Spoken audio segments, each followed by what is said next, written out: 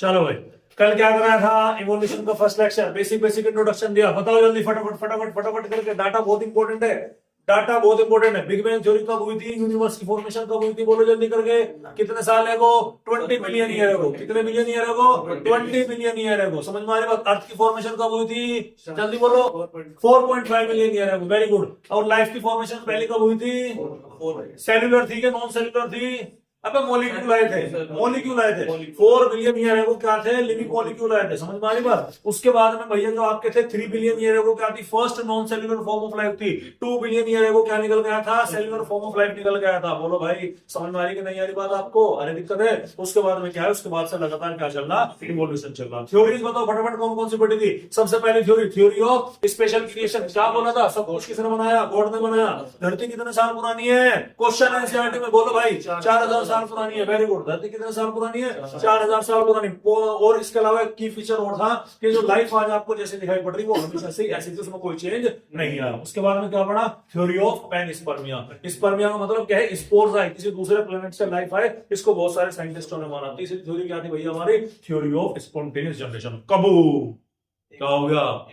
Shirt लो, उसमें भिगो, उसे में 21 दिन बाद चूहा प्रकट।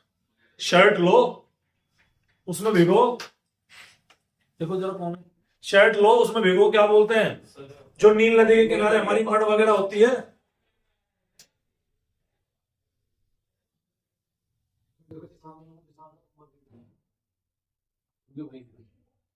वीडियो पोस्ट भेजिए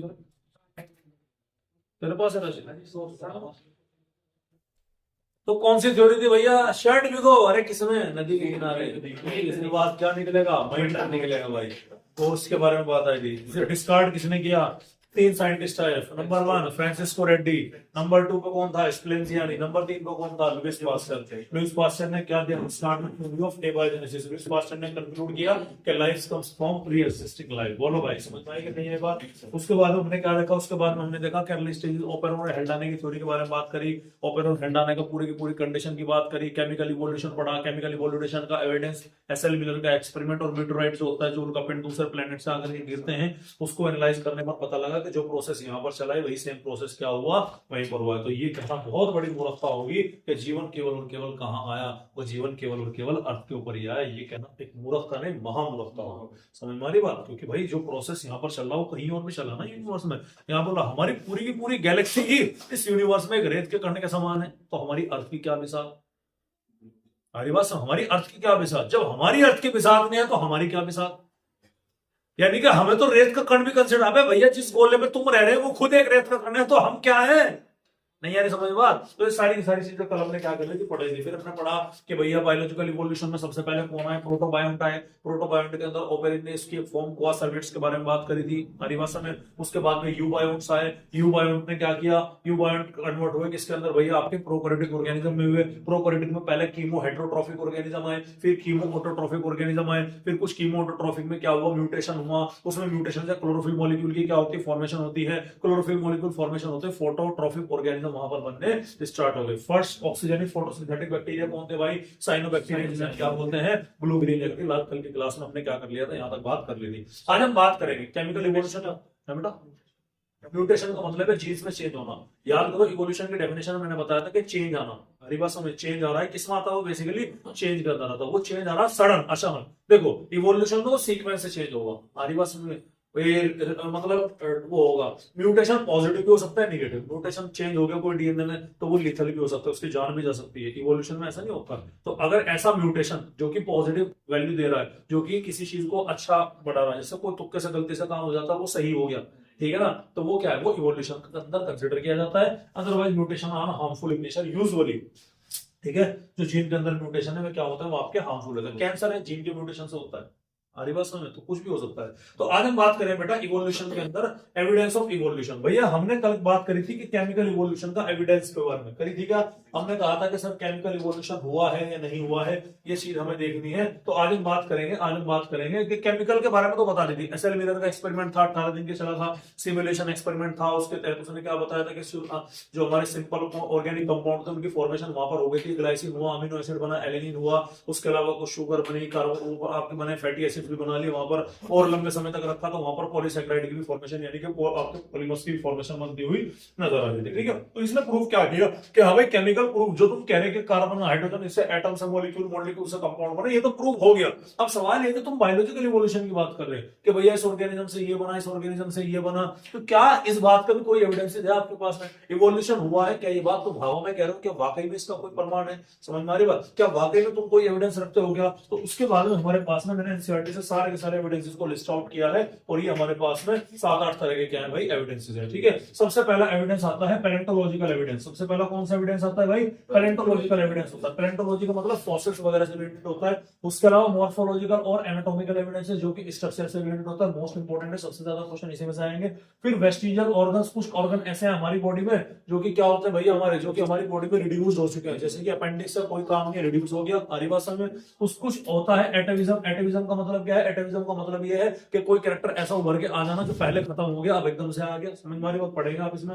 evidences from connected link. Connected link का मतलब क्या है कि कुछ ऑर्गेनिज्म के कंकाल, कुछ ऑर्गेनिज्म हमें ऐसे मिलते हैं जो बताता है कि इससे इसका इवोल्यूशन हुआ है। Evidences from physiological and biochemistry. Chemical nature से पता लगता है। बायोजियोग्राफिकल इवोल्यूशन जो ज्योग्राफी के हिसाब से आता है। Evidences from embryology. एम्ब्रियो को देख करके हमें पता लगेगा। याद करो एनिमल किंगडम में मैंने क्या बोला था कि जितने भी आपके कोडेट्स होते हैं सबकी एम्ब्रियोनिक स्टेज में नोटोकोड मिलती है। हमारे में क्या हो गई? रिप्लेस हो गई। किससे रिप्लेस हो गई? वर्टिब्रल कॉलम से। बताया था नहीं बताया था? तो एम्ब्रियो में तो है ना। तो मैंने आपको वहां पर एक लाइन बोली थी कि अगर तुम फिश का, पाइसिस का, सांप का, मेंढक का, इंसान का अर्ली स्टेजेस ऑफ एम्ब्रियो देख लो, आप डिफरेंशिएट कर ही नहीं सकते कि भैया इसमें कौन ह्यूमन है कौन क्या है।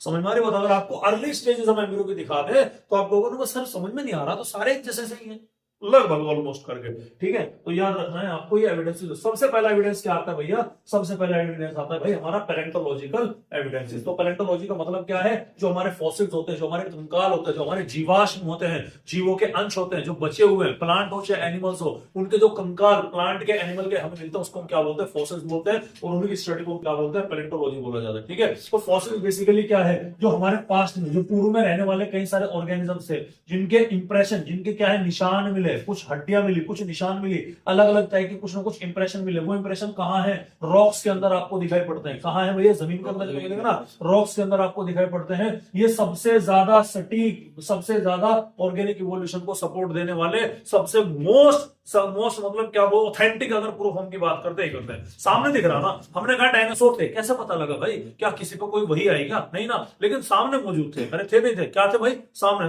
अच्छा ये डायनासोर ऐसे ऑर्गेनिज्म का काल मिला, ऐसा ऑर्गेनिज्म रहता तो धरती पर जो 20-20 फीट लंबा था। है भाई? समझ में आ रही बात? नहीं आ रही? ठीक है, क्लियर है? तो ध्यान रखिएगा। तो ये किसके अंदर पढ़ा हमने भाई? ये पढ़ा हमने पैलेंटोलॉजिकल एविडेंसेस के अंदर। ये देख पा रहे हैं आप? इसे देख करके आपको क्या पता लग रहा? इसे देख करके आपको पता लग रहा कि कोई ऑर्गेनिज्म दिखाई पड़ रहा है जी, और उस ऑर्गेनिज्म में आप देख पा रहे हैं कि उसका मुंह कैसा था, इस तरह का था, उसके हाथ इस तरह से निकले हुए थे और प्रॉपर बाकायदा पूछे। क्या लग रहा? अरे सर ये तो हमें कोई छिपकली टाइप लग रहा। सर पॉसिबिलिटी क्या हो सकता है? ये तो कोई रेप्टाइल हो सकता है, ऐसा लग रहा है हमें। तो ये इंप्रेशन मिले ना, कहां मिले भैया? मिट्टी के अंदर मिले देखने को। समझ में आ रही कि नहीं आ रही बात? तो ये क्या है? ये आपके फॉसिल्स हो गए। अरे समझ में आ रही बात? चलिएगा। अब जो रॉक्स है, क्या सर रॉक्स जो चट्टानें होती है क्या सभी में फॉसिल्स मिलेंगे क्या? नहीं भाई, ऐसे नहीं होता, सभी में नहीं मिलते। तो बेसिकली आपकी कितने टाइप की रॉक है? 3 टाइप की, एक सेडिमेंट्री, एक इग्नियस और एक क्या होती है? मेटामॉर्फिक। सेडिमेंट्री का मतलब क्या है? देखिएगा मैं फोटोग्राफ दिखाता हूँ। ये आपका सेडिमेंट्री रॉक्स है क्या? ये क्या है आपकी? ये सेडिमेंट्री रॉक्स है। सेडिमेंट्री रॉक्स का मतलब क्या है? ये होती है form at the bottom of ocean. जो आपके समुद्र होते हैं ना, जो पुराने ओशन है, जो पुराने ओशन है, ठीक है, पुराने ओशन जो पहले समुद्र रहे होंगे, आज वो समुद्र नहीं है, तो कुछ ना कुछ तो लेयर जमी होगी ना। कैसे जमी? सर लेयर बनती चली गई। तो bottom of the ancient ocean by deposition of sediment. Sediment क्या होते गए? डिपॉजिट होते चले गए। किसका? सैंड का, लाइम का, कोल का, मिनरल्स का, जो स्लोली चेंज हो गए किसके अंदर? हार्ड लेयर के अंदर कन्वर्ट हो गए। इसके अंदर आपको क्या दिखाई पड़ेंगे भाई? फॉसिल्स दिखाई पड़ेंगे। समझ में आ रही बात? जो हमारे एंशिएंट पुराने समुद्र हुआ करते थे, पुराने समुद्र जो होते थे ना, उन समुद्र में अब क्या था? धीरे धीरे उनमें मिट्टी के कण, सैंड वगैरह आना शुरू हो गया, प्रेशर बढ़ता गया, नीचे ऑर्गेनिज्म मर के बॉटम पे इकट्ठा होते चले गए। वो ऊपर आते आते आते आते आते वहां पर एक पूरी की पूरी लेयर बन जाती है। ऐसी लेयर को हम क्या बोलते हैं, सेडिमेंट्री लेयर। यहां पर ही फॉसिल्स आपको मिलते हुए दिखाई पड़ते हैं। एक ही दिखाई पड़ रहा आपको इग्नियस वगैरह। इग्नियस का मतलब क्या है, जहां पर आग से निकलती हुई ज्वालामुखी टाइप दिख रहा नहीं दिख रहा। तो जो हमारे पुराने ज्वालामुखी होते हैं ना, एंशिएंट वोल्केनिक, ये क्या हो गए, धीरे धीरे कूल डाउन हो गए, और कूल डाउन होकर के इतने ज्यादा हार्ड हो गए कि भैया ये अब क्या हो गए, बिल्कुल ये ऐसा लग रहा कि बिल्कुल बहुत बड़ी बड़ी चट्टान है। तो क्या यहाँ पर फॉसिल्स की संभावना है क्या? नहीं है भाई। क्यों? अरे वो तो खोलता हुआ लावा था भाई, वो क्या ऑर्गेनिज्म मिलेगा वहां पे? कोई ऑर्गेनिज्म आपको देखने नहीं मिलेगा। इसलिए यहाँ पर क्या है, फॉसिल्स एब्सेंट होता है। एग्जांपल क्या है, ग्रेनाइट। ग्रेनाइट के पत्थर लगाते हैं ना घर के अंदर, वो आपके इग्नियस रॉक है। तो इसमें मिला सेडिमेंट्री के। एक आता है आपका मेटामॉर्फिक। क्या आता है भैया? मेटामॉर्फिक। मेटामॉर्फिक क्या होता है? ये जो सेडिमेंट्री और इग्नियस रॉक है, यानी कि जो आपकी सेडिमेंट्री रॉक है और जो इग्नियस रॉक है, उसके मेटामॉर्फोसिस से, यानी उसके चेंज होने से बनता है। जैसे कि तुम्हारा मार्बल हुआ और स्लेट के तुम्हारी क्या हुई, रॉक्स हुई। तो इसमें भी यूजुअली फॉसिल्स आपको देखने नहीं मिलते। ये आपने क्या रखना है, याद रखना है। समझ में आ रही बात? क्लियर है? तो फॉसिल्स कौन सी रॉक में मिलेंगे? केवल सेडिमेंट्री में दिखाई पड़ेंगे, याद रखिएगा। बोलो भाई, यहां तक कहानी समझ में आई? उसके बारे में सर हम बात करते हैं, सर फॉसिल्स कितने टाइप के हैं। क्या बात करते हैं भैया? फॉसिल्स कितने टाइप के? Number 1, unaltered. अनअल्टर्ड का मतलब क्या है सर? जैसा था वैसा, पूरी की पूरी बॉडी प्रिजर्व होगी, कंकाल नहीं मिले, हड्डी नहीं मिली, निशान नहीं मिले, साबुत का साबुत ऑर्गेनिज्म निकला। जैसे तुम्हें पता है कि फ्रिज की डिस्कवरी कैसे हुई थी, कूल रेफ्रिजरेटर की डिस्कवरी। एक हाथी, साइंटिस्ट कुछ बर्फ वगैरह में कहीं खुदाई कर रहे तो उन्होंने पाया कि एक हाथी मरा हुआ निकला, और उस हाथी को जब उन्होंने काट करके खाया तो उसका जायका बिल्कुल ताजे गोश्त की तरह से निकल गया। उन्होंने अंदाजा लगाया कि जिस हिसाब से हमने हाथी की खुदाई करी है तो ये हाथी काफी टाइम पहले मर चुका था, लेकिन ये क्या था, ये आपका जुगा तो बचा हुआ। तो पूरी की पूरी बॉडी फ्रोज हो गई, किसके अंदर? आइस के अंदर, पोलर रीजन के अंदर। और अनअल्टर्ड टाइप के फॉसिल्स कहां मिलेंगे? ठंडे इलाकों में देखने मिलेंगे। ये देखिएगा, ठीक है। ये ऑर्गेनिज्म, बर्फ आया, दब गया, खत्म। हरी बात समझ में? अब निशान दिख रहे कि यार हाँ भाई, कोई मूवी के अंदर देखा ना कि वो पानी का ऊपर बर्फ होती है, झील होती है, और उसके अंदर क्या, उसके अंदर चल रहे, अब उसके अंदर चल के कोई उसके अंदर गिर गया, गिर के वहीं कहीं जम गया, खत्म। हरी बात समझ में? अब वो रहेगा जब तक बर्फ जमी रहेगी, जब तक सड़ेगा थोड़ी। ठंड में थोड़ी आदमी सड़ता है। खाना फ्रिज में क्यों रखते हो? टेम्परेचर डाउन हो गया तो रेट ऑफ रिएक्शन कम हो गया। अरे पता नहीं पता, ठीक है। और 10 डिग्री का टेम्परेचर अगर आपका डाउन जाएगा ना, तो आपके टेम्परेचर की कितनी हो जाएगी, रेट ऑफ रिएक्शन आधी हो जाएगी, ठीक है। 10 डिग्री बढ़ाने पर डबल होती है ना, तो 10 डिग्री घटाने पर क्या हो जाएगी, आधी। और बर्फ तो बहुत घट जाता है भाई। समझ में आ रही बात? बर्फ क्या हो जाता है, बहुत आपका यूजुअली घटता हुआ नजर आएगा। सेकंड की बात करता हूं, सेकंड होता है पेट्रिफाइड। मोस्ट कॉमन, सबसे ज्यादा कॉमन टाइप का आपको ये देखने मिलता है। इसमें जो ऑर्गेनिक पार्ट होता है ना बॉडी के अंदर, वो रिप्लेस हो जाता है मिनरल डिपोजिशन से। मेरी हड्डियां हैं तो मेरी हड्डियों का जो ऑर्गेनिक पार्ट होगा वो तो होगा खत्म, लेकिन जो मेरे मिनरल्स होंगे उस गड्ढे को, उसको क्या कर देंगे, फिल कर देंगे, जिसकी वजह से उस मिट्टी पर एक इंप्रेशन देखने मिलेगा, जिसमें केवल और केवल बॉडी के हार्ड पार्ट जैसे कि बोन, शील्ड, टेथ वगैरह, टीथ वगैरह यहाँ पर हमको दिखाई पड़ेंगे। वो किसके अंदर होंगे हमारे, वो होंगे हमारे पेट्रिफाइड के अंदर हमको होते हुए दिखाई पड़ेंगे। ये देखिएगा, ये क्या है आपका, ये आपका पेट्रिफाइड है। समझ में आ रही बात? अब आप इसमें देख पा रहे होंगे सर हड्डी बड्डी तो सब आपके क्या हो गई, खत्म हो गई, हो गए तो बोन वगैरह के। तो ये आपको देख के किसका ढांचा लग रहा, हड्डी का लग रहा, नहीं लग रहा कि बेसिकली सर ये हड्डी का, बोन का कुछ ऐसे कार्टिलेज का। वो हड्डी खत्म हो गई, उन हड्डी की जगह किसने ले ली, उन हड्डी की जगह यहाँ पर मिनरल्स वगैरह डिपॉजिट हो गए। क्या हो गए, मिनरल्स वगैरह डिपॉजिट हो गए। तो ये ऐसा, और ऐसा भी नहीं है कि भैया फोर्सेस हमने बुलडोजर की खुदाई में मिले ना भैया ना, बहुत वर्षों से ब्रुश आते हैं इनके, आराम से ले हटा, हट जा हट जा हट जा हट जा हट जा करके। समझ में आ रही बात नहीं आ रही? क्लियर है? तो ध्यान रखिएगा। उसके बाद में अच्छा कोई नहीं कराएंगे। उसके बाद में आता है हमारा मोल्ड और कास्ट। ये दो याद रखिएगा, ये दोनों को दोनों एक साथ पढ़ेंगे। मोल्ड का मतलब क्या है, कोई पार्ट ओरिजिनल ऑर्गेनिज्म का कुछ भी मौजूद नहीं है। ओरिजिनल तो कुछ भी नहीं है ना, मिनरल्स, केवल और केवल इंप्रेशन है एक्सटर्नल स्ट्रक्चर के बॉडी के, जो कि गीली मिट्टी में क्या हो गए, प्रिजर्व हो गए। मतलब समझिएगा, एक पत्ता है, मिट्टी गीली है, नीचे गिरा है, लेयर बनती गई बनती गई बनती गई, गीली मिट्टी में निशान पड़ जाएंगे। थोड़े टाइम के बाद में क्या है, पत्ता तो खत्म हो जाएगा, लेकिन उस जगह के वो निशान मौजूद रहते हैं। पैरों के निशान मिलते हैं ना, और इतने बड़े बड़े पैरों के निशान कैसे, गीली मिट्टी में थे, रह गए प्रिजर्व, तो उसे क्या बोलते हैं, अपने मोल्ड बोलते हैं। और अगर उन्हीं निशान में कुछ मिनरल्स भर जाएं, क्या बोला, उन्हीं निशान में कुछ मिनरल्स भर जाएं, तो उसे हम क्या बोलेंगे, कास्ट बोलेंगे। बच्चे इसमें थोड़ा सा क्या होता है, कंफ्यूज होता है। देखिएगा मोल्ड एंड कास्ट, ये आपका क्या है, ये आपका मोल्ड। देखो ये खाली है, कभी आप इसे भरा हुआ देखो, ये खाली है, देखो यहाँ पर ये अंदर की तरफ को है, खाली है, और ये क्या है, ये आपका क्या है भाई, ये आपका भरा हुआ है, ये आपका क्या है, ये आपका भरा हुआ है, ठीक है कि नहीं? तो ये क्या हो गया, मोल्ड हो गया। ये क्या हो गया भैया आपका, ये हो गया कास्ट हो गया, ठीक है। अरे बोलो भाई, क्लियर है? उसके बाद हम बात करते हैं प्रिंट के बारे में। प्रिंट देखते हैं, फुट प्रिंट आया हमारा, प्रिंट ऑफ विंग्स आया, लीव्स आया, इनके प्रिंट के बारे में हम यहाँ पर क्या करते हैं भैया, बात करते हैं। तो ये सारे के सारे टाइप्स ऑफ फॉसिल्स हमने क्या कर लिए, यहाँ पर देख लिए। क्लियर है? आगे बात, अगला सवाल, सर फॉसिल्स तो हमें मिल गए, हमें कैसे पता लगेगा कितना साल पुराना है? तो इसके लिए हम क्या करते हैं, फॉसिल्स की एज की कैलकुलेशन करी जाती है। ठीक है, आपने केमिकल काइनेटिक्स के अंदर पढ़ा होगा, हाफ लाइफ पढ़ते हैं रेडियोएक्टिव आइसोटोप्स के बारे में, तो वही मेथड हम यूजुअली यहाँ पर करते हैं। तो यहाँ पर बेसिकली दो मेथड है। कितने मेथड है? दो। एक होता है रिलेटिव मेथड और एक होता है एब्सोल्यूट मेथड। रिलेटिव नाम से पता लग रहा है कंपैरिजन करके ऑलमोस्ट, एब्सोल्यूट मतलब एग्जैक्ट निकाला जाता है। तो जो रिलेटिव मेथड होता है उसे कैलकुलेट किया जाता है रॉक्स की एज को निकाल करके। भाई बात तो बताओ कि आज अगर मैं इस मिट्टी में दफन हो जाऊं तो हजारों साल के बाद जब खुदाई होगी, मान लो मेरा कंकाल मिला एग्जांपल के तौर पर, तो मिट्टी की जो एज होगी लगभग, ध्यान सुनेगा, यानी कि जो रॉक्स के बनने में आपकी जो जितना टाइम लगा, मैंने अंदाजा लगाया, देखो जैसे 1000 साल में 2 से 2.5 इंच मोटी परत बनती है। क्या बोला मैंने? 1000 साल में 2 से 2.5 इंच मोटी क्या बनी? परत बनी। ठीक है, अब मेरे निश्चय की मिट्टी तो बन गई ना। ठीक है, ध्यान सुनिए, मेरे निश्चय की मिट्टी तो बन गई, तो मेरी एज क्या निकलेगी? और अच्छा, इवोल्यूशन में 1500 साल कोई दिक्कत नहीं है, नॉर्मल है, कोई टेंशन नहीं। डिपेंड करता है कि कैसी रिसर्च है। सर 50 साल पहले का हमें कंकाल मिला, वो चीज अलग है। ठीक है, हरी बात समझ। तो क्या हुआ, तो क्या कहना था, इस रॉक की एज निकाल लो। रिलेटिव है, डायरेक्ट नहीं निकाले हमने फॉसिल की, रॉक की एज निकाल लो। जितनी पुरानी रॉक होगी उतना ही पुराना क्या होगा भाई? फॉसिल्स होगा। समझ में आ रही बात? तो ये क्या है आपका।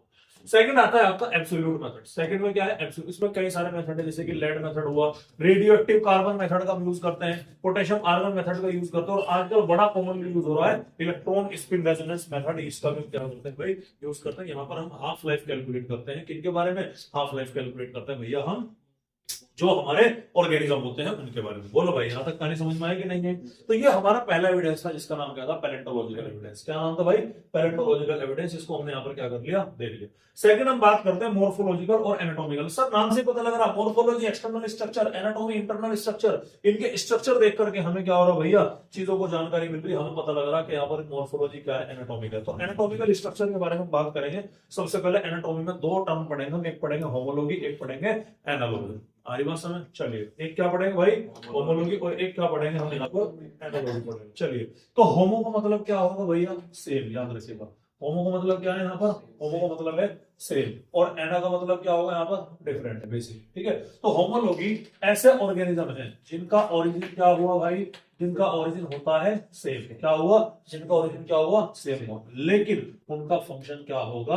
अलग अलग होगा, डिफरेंट डिफरेंट होगा। ऐसे ऑर्गेनिज्म को हम क्या बोलेंगे? एनाटॉमी बोलेंगे। यानी कि ये कॉमन पॉइंट है, किसी कॉमन पॉइंट से ओरिजिन हो रहा, तो ये अलग जगह चला गया, ये अलग हैबिटाट में आ गया, ये अलग हैबिटाट में, ये अलग हैबिटाट में, ये अलग हैबिटाट में। जैसे ये परिवार है, इस परिवार के 5 बेटे हैं, घर में हालात खराब हुए तो एक बेटा यहीं रह गया, एक यहाँ चला गया, एक मुजफ्फरनगर जा लिया, एक मेरठ जा लिया, एक दिल्ली जा लिया, एक जो है आपके साउथ में चला गया, एक बेंगलोर जाकर पैसा कमाने लग गया। तो कॉमन तो ओरिजिन ही है ना, अलग अलग जगह पर है। अब जो अलग अलग जगह पर जाकर रह करके बसेगा, उसकी वेल्थ भी अलग अलग टाइप की हो जाएगी, उसके बच्चे भी उसी टाइप के हो जाएंगे। मान लो कोई जाकर साउथ में रहने लगा, तो उसके जो आने वाले बच्चे हैं वो थोड़ा साउथ में फ्लुएंट ज्यादा होंगे। हमारी भाषा में कोई यूके लंदन जाकर रहने लगा, तो उसके बच्चे थोड़ा सा अंग्रेज टाइप के ज्यादा होंगे, होंगे नहीं होंगे? तो ये क्या हो गया आपका? होमोलॉगस हो गया। तो ये कन्वर्स होता हुआ दिखाई पड़ रहा है, डाइवर्स होता हुआ दिखाई पड़ रहा है, ये डाइवर्स होता हुआ दिखाई पड़ रहा है। इसीलिए होमोलॉगी जो है वो डाइवर्जेंट इवोल्यूशन की तरफ क्या करती है? इशारा करती है। एनालॉगी का मतलब क्या है? एनालॉगी का मतलब है कि सर ये अलग हैबिटाट से, ये ओरिजिन है, इस ओरिजिन का ये ऑर्गेनिज्म आगे रहा, इस ओरिजिन का ये ऑर्गेनिज्म आगे रहा, इसका ये आगे रहा, इसका ये आगे रहा। अलग अलग ओरिजिन क्या है, लेकिन सेम एनवायरनमेंट में है, तो उसका फंक्शन भी क्या होगा? सेम होगा। एग्जांपल मैं आपको बताता हूँ भाई, हमारे आगे के जो हाथ है उनसे हम कैच करना, पकड़ना, इस तरह की चीजें करते हैं, लेकिन बंदर भी तो प्राइमेटी है, वो आगे के हाथ क्या करता है? वो चलने में भी यूज करता है, तो नहीं करते हैं? कबूतर के आगे वाले जो विंग्स हो, वे भी तो हमारे जैसे ही, समझ में आ रही बात? तो four limb of a man हुआ, फोर लिम्ब ऑफ मतलब four limb of a man आगे वाले हाथ, विंग्स ऑफ द बर्ड हो गया, हमारी बात समझ में ये हो गया। Four limb of lizard, four limb of a चीता, चीते का काम क्या है? आगे वाले पैर से दौड़ने का। इनका स्ट्रक्चर सबका सेम है भाई, ओरिजिन कॉमन पॉइंट है। स्ट्रक्चर से पता लगता है कि सब ओरिजिन सेम है। जिस तरह हमारी बोन्स का कनेक्शन है, इसी तरह उसकी बोन्स का कनेक्शन है। समझ में आ रही बात? लेकिन फंक्शन सबका क्या है? अलग अलग है। ठीक है, क्लियर है? वही भाई, बर्ड विंग्स तो बर्ड के भी है, और विंग्स जो है मच्छर के भी है। दोनों को उड़ने का है, क्या दोनों का स्ट्रक्चर सेम है? क्या नहीं? आ रही बात समझ? तो वो क्या हो गया हमारे? वो हमारे एनालॉजी हो गए। समझ में आ रही कि नहीं आ रही बात? अरे बोलो, आ रही क्या? चलिएगा, होमोलॉगी का मतलब देखते हैं। होमोलॉगी का मतलब क्या है? होमोलॉगी का मतलब है कि similarity based on common origin, similar basic plan of organization. Basic plan है जैसे ह्यूमन का, बैट का, टोरबॉइज का और हॉर्स का। आप देख सकते हैं यहाँ पर, फ्रॉग का देख सकते हैं कि सब के पीछे क्या है? एक बोन है कलर की, आगे नीली बोन है दो इस तरह से, ठीक है, ये यहाँ पर फ्यूज हुई पड़ी है। उसके बाद में ये क्या होगा, मेटाकार्पस हो गए, टार्सन, सबकी शेप साइज अलग अलग है, लेकिन कॉमन ओरिजिन क्या है, दिखाई पड़ रहा है ना कि सबका लगभग सेम से अरेंजमेंट है, ठीक है। तो सिमिलरिटीज किसमें, अपीयरेंस में सिमिलरिटी होगा, लेकिन फंक्शन जो है वो सिमिलर हो या ना हो ये जरूरी नहीं है। समझ में आ रही बात, क्लियर है। चलिए उसे होमोलॉगी बोलते हैं। एग्जांपल याद रखिएगा, होमोलॉगी का एग्जांपल बहुत इंपॉर्टेंट है। फॉरलिम ऑफ मैमल्स, मैमल्स जो होते हैं ना, यानी कि मैमल्स जो हमारे स्तनधारी जीव होते हैं, वेल हुआ वो स्विमिंग में काम आती है, सील के फॉरलिम भी स्विमिंग में काम आते हैं, मैन के फॉरलिम किसमें काम आते हैं, होल्डिंग में काम आते हैं, फॉरलिम ऑफ हॉर्स रनिंग में काम आते हैं, फॉरलिम ऑफ बैट फ्लाइंग में काम आते हैं। गाजर और मूली दिखने में एक जैसी है, ये क्या है, होमोलोगस है तो है। पोटैटो और जिंजर दोनों को दोनों क्या है, स्टेम है। पोटैटो जो है अंडरग्राउंड स्टेम है, जिंजर जो है वो वर्टिकल स्टेम है।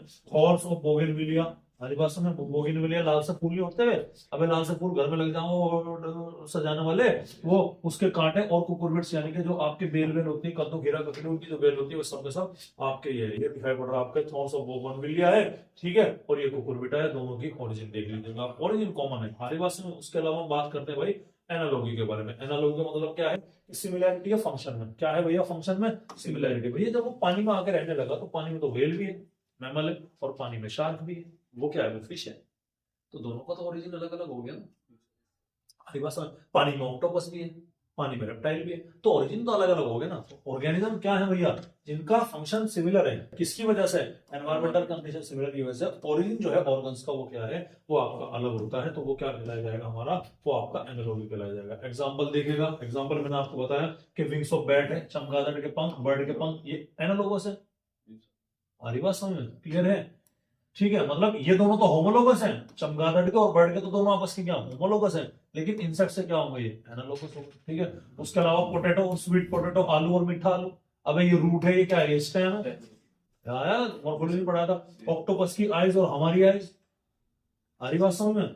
फ्लिपर्स ऑफ पेंगुइन और फ्लिपर्स ऑफ डॉल्फिन, पेंगुइन के फ्लिपर और डॉल्फिन के फ्लिपर, ये देखिएगा, ये हमारी क्या है, ये पेंगुइन है, ये हमारा डॉल्फिन है, इसके फ्लिपर देखो और इसके फ्लिपर देखो, समझ में आ रही बात आपके, ठीक है। तो फंक्शन क्या है दोनों के, लगभग सेम सही है, लेकिन ओरिजिन क्या हो गया भाई, अलग अलग हो गया। बोलो भाई समझ में आ रही बात, अरे क्लियर है।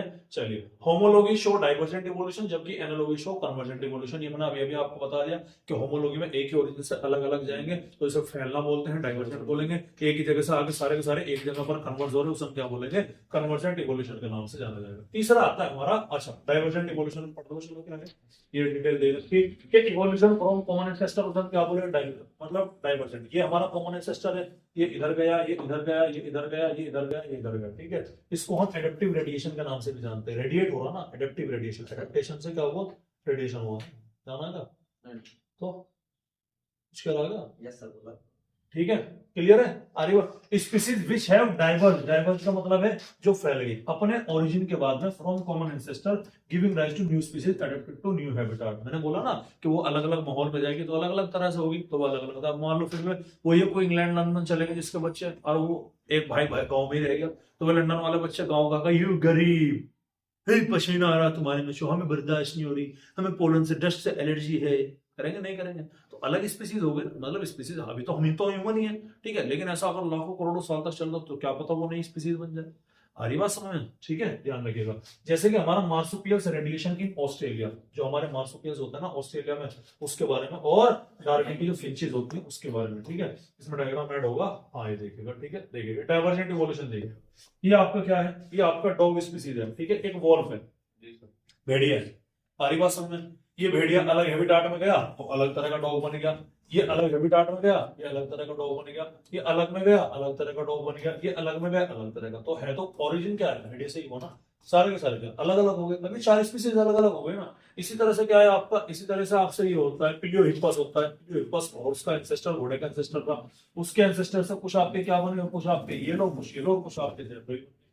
समझ में आ रही बात, तो ज़ेब्रा हुआ, डंकी गधा, और जो आपका आज का मॉडर्न हॉर्स है वो किससे बने हुए हैं, आपके पिलियोहिप्पस से बने हुए हैं, ठीक है। ये एग्जांपल दिए मैंने केवल आपको, क्या दिखा रहे, डाइवर्जेंट इवोल्यूशन, यानी कि अडेप्ट किया, ये रेडिएट हुए, अलग अलग हुए और नए एनवायरनमेंट में क्या क्या अडेप्ट किया, इसलिए इसको हम क्या बोलते हैं, एडेप्टिव रेडिएशन के नाम से जाता है। डार्विन फिंचेस देखिएगा, डार्विन की जो बर्ड थी, आरी बात समझ में, डार्विन की जो बर्ड थी, पढ़ेंगे आप आगे कि डार्विन की बर्ड थी कॉमन, तो एक ही जगह पर अलग अलग टाइप की इनकी चोंच देखो, किसी की कैसे, किसी की कैसे, किसी की कैसे। ये जो फूल चूसने वाली होती है उनका जो नेक्टर लेने वाली उनकी अलग होती है। इंसेक्ट खाने वाले की देखिएगा कैसी होती है, और जो सीड वगैरह खाते हैं उसकी चोंच कैसी है। तो स्पीसीज क्या बन गए अलग अलग। ओरिजिन क्या है, ये बर्ड्स ही है, ठीक है। मार्सुपियल्स का मैंने जिक्र किया, अभी मार्सुपियल्स में ये देखिएगा मार्सुपियल्स क्या है कि कॉमन ओरिजिन था, और ये अलग अलग टाइप के हमारे यहाँ क्या बन गए, ऑर्गेनिज्म बन गए। समझ में आ रही बात। ऑस्ट्रेलिया के अंदर हमको क्या होता है दिखाई पड़ता है। ये आपको क्या रखना है, ध्यान रखना है। ये डायग्राम आपके एनसीईआरटी के अंदर गिवन है, वो किसी भी एक को हटा करके यहाँ से उसकी लेबलिंग को दे सकता है, बीच में से हटा कर दे सकता है कि बताओ ये क्या है। ये पूछ सकता है कि ये इवेंट कहां पर आपको दिखाई पड़ रहा है। तो ये मार्सुपियल लेटेशन का एग्जांपल है।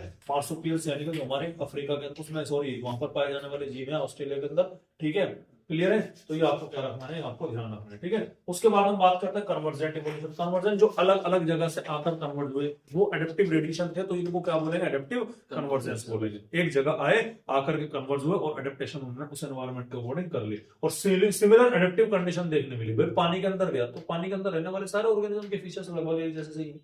पानी में डॉल्फिन भी है, पानी में जो है आपका वो भी है, शार्क भी है, हमारी बात समझ। पानी में छोटी मछली भी है, हमारी बात समझ में। और पानी में आपकी क्या मिलती है, हैगफिश मिलती है, मिक्सिन मिलती है, हमारी बात समझ में, ठीक है। तो ये सब के सब क्या है, एग्जांपल है। अब देखिएगा जैसे मार्सुपियल ऑफ ऑस्ट्रेलिया हो गए, मार्सुपियल ऑफ ऑस्ट्रेलिया ये क्या है, एडेप्टिव रेडिएशन है। ये तो अलग हो गए, ये रिजेंबल करते हैं प्लासेंटल मेमल से, ठीक है। प्लासेंटा से डेवलप होने वाले जो हमारे मेमल से रिजेंबल करते हैं उनसे, जो लिव करते हैं किसमें, similar habitat of the other continents. मतलब अगर हम यहाँ के अपने प्लासेंटल मेमल्स देखें और वहां के मार्सुपियल्स देखें तो हमें क्या दिखाई पड़ेंगे, सिमिलर से लगभग दिखाई पड़ेंगे। आरी बात समझ में क्लियर है। तो वो सिमिलर सिमिलर है, इस वजह से उसे हम क्या बोलेंगे, कन्वर्जेंट इवोल्यूशन के नाम से जाना जाएगा। ये देखिएगा हमारा, ये पानी के अंदर फिश भी है, पानी के अंदर रेप्टाइल है, पानी के अंदर क्या है, मैमल भी है। एक जैसे दिखाई पड़ रहे, नहीं दिखाई पड़ रहे। तो ये मैमल है भाई, अलग अलग जगह से आगे एक जगह रहने स्टार्ट कर दिए। इसे हम क्या बोलेंगे, इसे हम बोलेंगे कन्वर्जेंट इवोल्यूशन, ठीक है भाई। क्लियर है। ये देखिएगा मार्सुपियल और प्लासेंटल का कंपैरिजन देखिएगा। तो मार्सुपियल का जो मोल है, प्लासेंटा का जो मोल है, प्लासेंटल मेमल्स,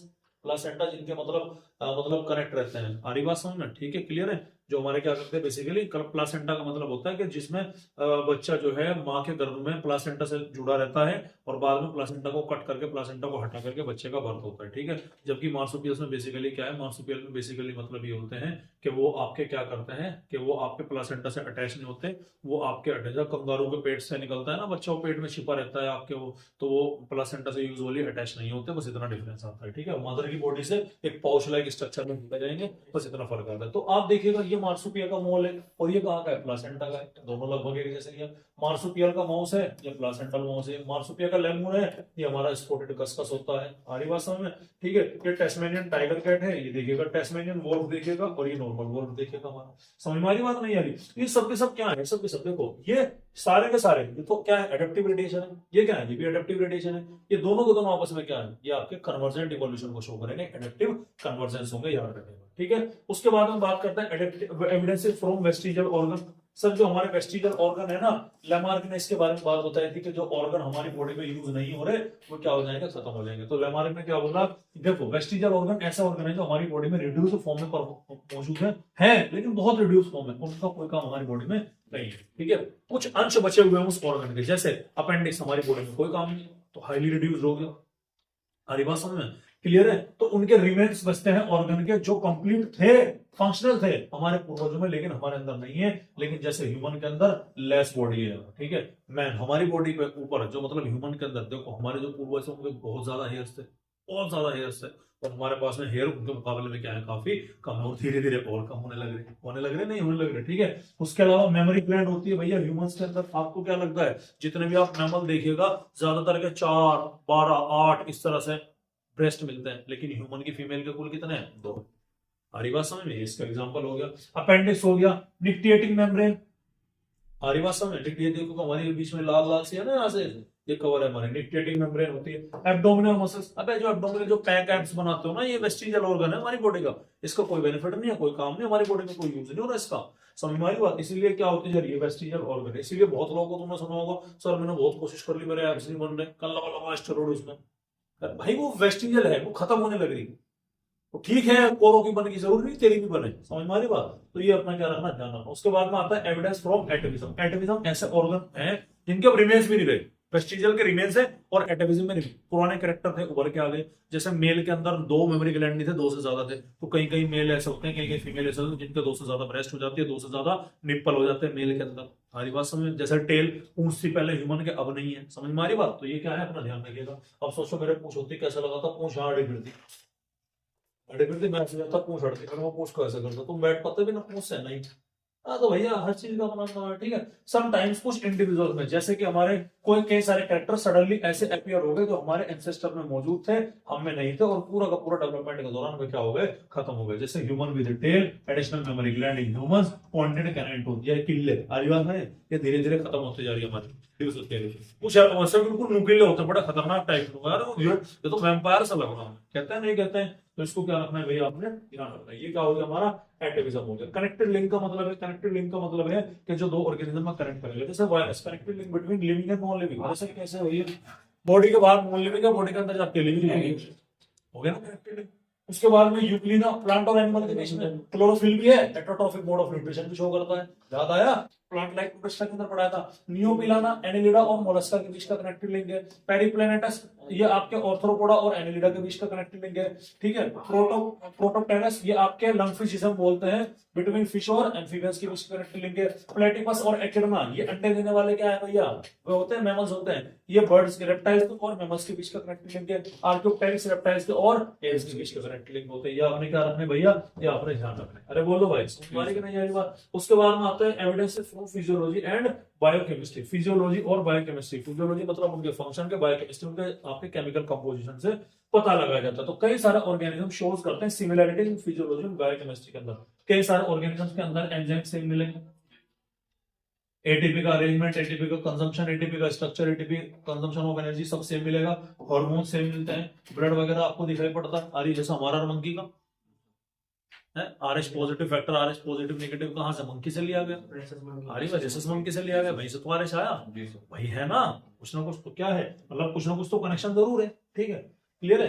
देखो मैंने आपको हर चैप्टर में कुछ ना कुछ नया सवाल मिलता है ना, जैसे मैंने बताया था मुर्गी पहले है कि अंडा, अंडा पहले आया था। यहाँ पे वो आप सुन लोगे है, तो ठीक है। यहाँ पर आपको सुनते हो ना, क्या लगा हमारे पूर्वज बंदर थे, क्या लगा घर तो शोध रही थे, तो खुला है ना ये। तो ऐसे उसका भी जवाब देखें यहाँ पर कि क्या वाकई में हमारे पूर्वज बंदर थे, क्या कनेक्शन है हमारा बंदरों से। उसके अलावा हम बात करते हैं एविडेंस फ्रॉम बायोग्राफिकल या बायोजियोग्राफिकल इवोल्यूशन के बारे में बात करते हैं। यानी कि जो हमारा जियोग्राफिकल डिस्ट्रीब्यूशन है, जियोग्राफी के अकॉर्डिंग एनिमल्स का डिस्ट्रीब्यूशन है, प्लांट का डिस्ट्रीब्यूशन है अर्थ के ऊपर, उसकी हम क्या करते हैं, स्टडी करते हैं। जैसे ऑस्ट्रेलिया के अंदर क्या मिलते हैं, मार्सुपियस ऑर्गेनिज्म कहाँ मिलेंगे, केवल और केवल ऑस्ट्रेलिया के अंदर दिखाई पड़े। समझ में आ रही बात। तो अगर कहीं पर आपको मार्सुपियस दिखाई पड़ रहा है इंडिया में, तो समझ जाना यहाँ का नहीं है, कहाँ से आया, वहां से आया। तो इवोल्यूशन तो बता रहा ना। देखो ऐसा क्यों है सर, मैं आपको पढ़ाऊंगा, बड़ा इंटरेस्टिंग है। वह ये था कि इवोल्यूशन के कोर्स के दौरान के ऑस्ट्रेलिया का कॉन्टिनेंट थोड़ा सा खिसक के अलग हो गया, सबसे बाकी से अलग हो गया। तो आज भी वहां पर ऐसे ऑर्गेनिज्म देखने मिलेंगे तो बहुत पहले मौजूद थे, उसको अलग हो गया, डिस्कनेक्ट हो गया। समझ पा रहे नहीं समझ पा रहे, ध्यान रखिएगा। उसके अलावा गैलापागोस आइलैंड, जहां पे एल्बिंगटन टोर्टोइस था, याद आया, एल्बिंगटन टोर्टोइस बकरी के इंट्रोड्यूस कराने की वजह से बड़ा सारा कछुआ खत्म हो गया, ठीक है। उसी आइलैंड पर डायरिन फिंचेस के बारे में बात करते हैं। ये केवल और केवल कहां मिलती है, आपके गैलापागोस आइलैंड पर मिलती है। समझ में आ रही बात। तो ये क्या है आपके, ये भी एविडेंसेस हो गए कि बायोजियोग्राफिकल क्या हुआ है, इवोल्यूशन हुआ। तो लास्ट आता है भैया आपका फ्रॉम एम्ब्रियोलॉजी। ऑर्गेनिज्म अपने एंसेस्टर की स्टेजेस बड़ी कॉमन शो करते हैं, ठीक है। डेवलपमेंट के अर्ली स्टेजेस सभी एम्ब्रियो की परम पाइसिस, एव्स, रेप्टाइल्स, एव्स और मैमल्स, पाइसिस, एम्फीबियंस, रेप्टाइल्स और मैमल्स की, इन सभी की जो अर्ली एम्ब्रियोनिक स्टेज है वो क्या है भैया, वो सबकी सब आपकी सिमिलर होती है, ठीक है, क्लियर है। और एक चीज और ध्यान रखिएगा, क्या बोला मैंने, एनसीईआरटी की लाइन में शायद पता नहीं, palaeontological and biographical evidences are considered as best evidences. सबसे क्या माना जाता है, पैलेंटोलॉजिकल और बायोलॉजिकल, क्योंकि ये सामने दिखाई पड़ रहे हैं ना, मार्सुपियस और कहीं नहीं वहीं पर। अरे बात समझ, फॉसिल दिख गया, सबसे बेस्ट एविडेंस है जो ऑर्गेनिक इवोल्यूशन के सपोर्ट में कहे जाते हैं। बोलो भाई, यहां तक खाली समझ में आई कि नहीं है बात आपके। उसके बाद में अगली क्लास में